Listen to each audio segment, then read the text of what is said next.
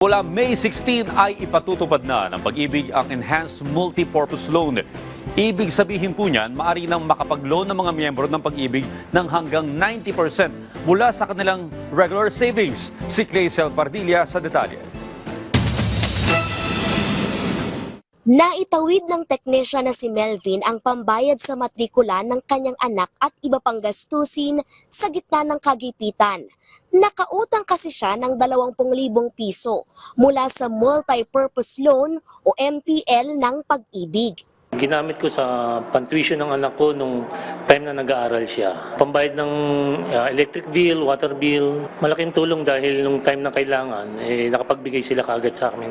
Ang magandang balita para sa mga miyembro ng Pag-ibig, simula May 16, ipatutupad na ng ahensya ang Enhanced MPL. Kung dati, hanggang 80% lamang ng naipong pera mula sa Pag-ibig regular savings ang maaring hiramin, ngayon, itinaas na sa hanggang 70% ang pwedeng utangin.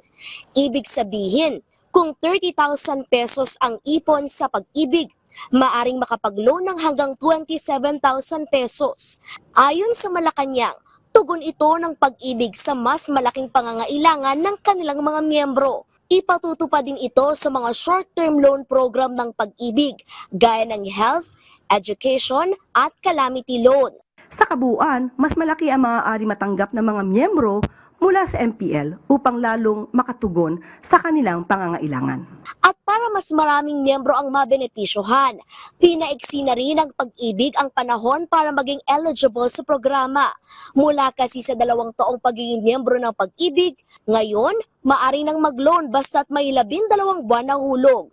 Dahil dito, mas maaga ang maka-access ang mga ng pondo ang mas nakakaraming miyembro para sa kanilang mga agarang pangangailangan. Sa kasalukuyan, nasa 1.45% ang buwan ng interes na ipinapataw sa pautang ng Pag-ibig.